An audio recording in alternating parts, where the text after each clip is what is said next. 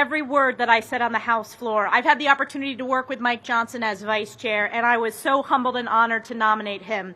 Mike epitomizes servant leadership. He is humble, but he is strong. He is well respected, not only across this conference, but across this great nation. And we know the stakes. We know that we were sent here on behalf of the American people to serve as their voice, to stand up for them, to push back on the failed far-left agenda of single-party Democrat rule led by Joe Biden. So we are here unified in strength to reopen the People's House, and I'm so excited to turn it over to my colleague, Tom Emmer from Minnesota, our whip. Here. Thank you, Elise. Good afternoon, everyone. Good afternoon, everyone. Afternoon. Thank you for bearing with us. I know it's been a long few weeks. From an outside point of view, these last few weeks probably look like total chaos, confusion, no end in sight. But from my perspective, this is one of the greatest experiences in the recent history of our republic. While speakers' races for the last 100 years have been conducted behind closed doors, filled with political promises and tyrannical threats against anyone who would not fall in line, the speakers' races under our House Republican majority have been open, honest, transparent, and a true display of what democracy looks like in action. It took a while for us to get here, but our conference has shown that we achieved tremendous success when we worked together as a team. And I couldn't be more proud to be part of this team with our new Speaker of the House, Mike Johnson, leading the way. Mike is a strong man of faith, a constitutional conservative, and a fierce fighter for our Republican common sense agenda. He has been a leading force on the Judiciary Committee, where he has defended Americans' individual liberties while fighting back against the Democrats' radical agenda and the Biden family's culture of corruption. He has been an important leader in our conference for nearly 3 years as vice chairman. And as speaker, I know Mike will keep our majority united as we continue to deliver on the commitments we've made to our constituents. We've had some challenging times around here these last few weeks, but our country has endured challenging times before. And I have zero doubt that we will again. Not only will we survive, we're going to come out stronger and better because of it. And the American people can be rest assured that with Speaker Mike Johnson at the helm, our House Republican majority will keep fighting to unapologetically stand with Israel, rein in Washington's reckless spending, secure our border, and force the Biden White House and Schumer Senate along with us as we govern.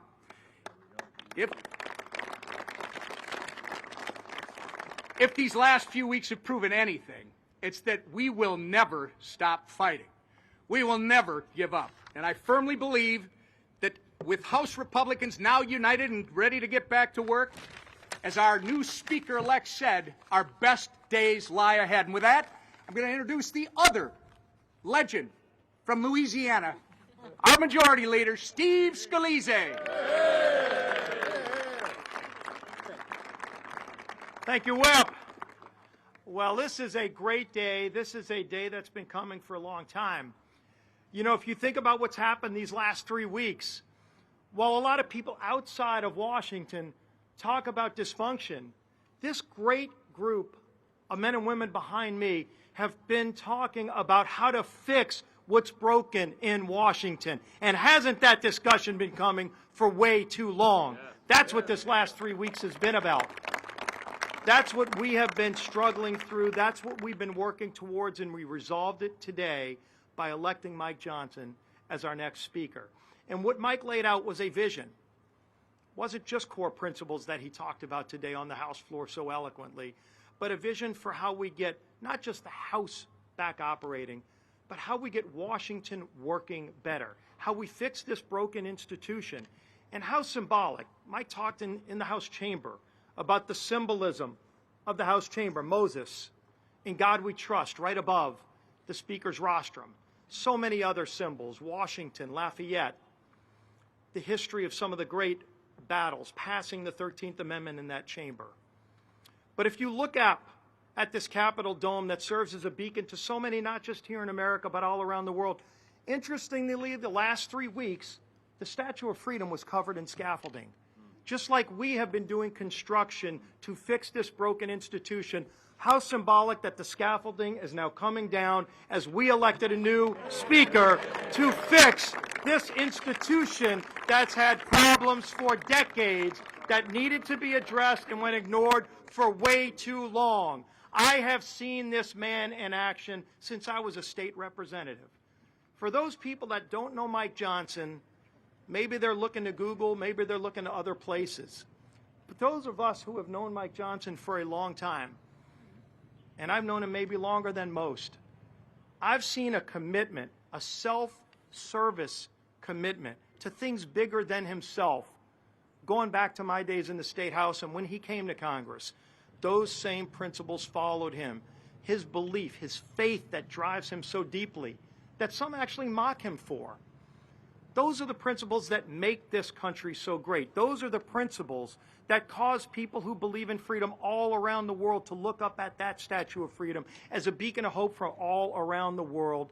And what Mike Johnson is going to do for us and our country, getting us back on track.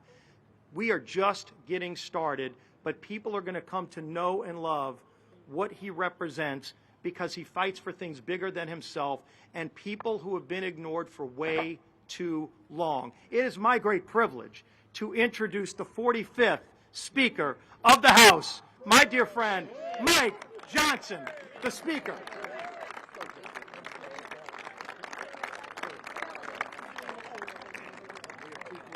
Thank you, Stephen, and thank you, Tom and Elise. This is an extraordinary team that has been assembled here to serve the American people. Steve Scalise represents so much in our home state of Louisiana. One of the things he truly represents is perseverance and hope. And as he was talking here just a moment ago, I was reminded of the scripture that says suffering produces perseverance, perseverance produces character, and character produces hope. What we need in this country is more hope. The people have lost their faith in our institutions. Their faith is at an all-time low. And one of the reasons they've lost it is because the Congress, over the years, has not delivered for the American people well enough. We're in the majority right now. We've gone through a little bit of suffering. We've gone through a little bit of character building. And you know what it's produced? More strength, more perseverance, and a lot of hope. And that's what we're about to deliver to the American people.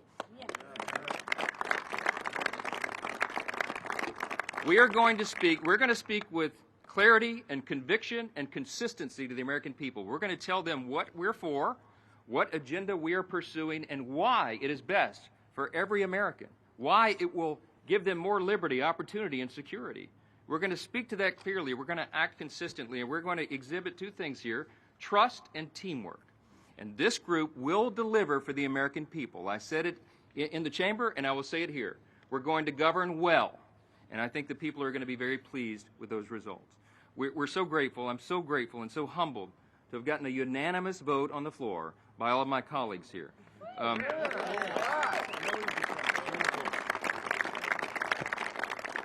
We went through a lot to get here, but we are ready to govern, and that will begin right away. You've all heard me talk a lot today, and I'm not going to belabor the point because the sun is bright and it's too warm for the fall. But I'll say this, we're going to dispense with all the usual ceremonies and celebrations that traditionally follow a new speakership because we have no time for either one. The American people's business is too urgent in this moment. The hour is late, the crisis is great. In America, we hear you. And we are reporting again, as I said in there, to our duty stations. That will begin in just a few moments. This entire group is going to go back to the House floor, and we are going to pass our resolution in support of the nation of Israel, our closest ally in the Middle East. You're going to see an aggressive schedule in the days and weeks ahead. You're going to see Congress working as hard as it's ever worked, and we are going to deliver for the American people. I'm grateful for this opportunity. I want to thank you for being patient with us, and I promise you it'll be worth it. God bless you. God bless you.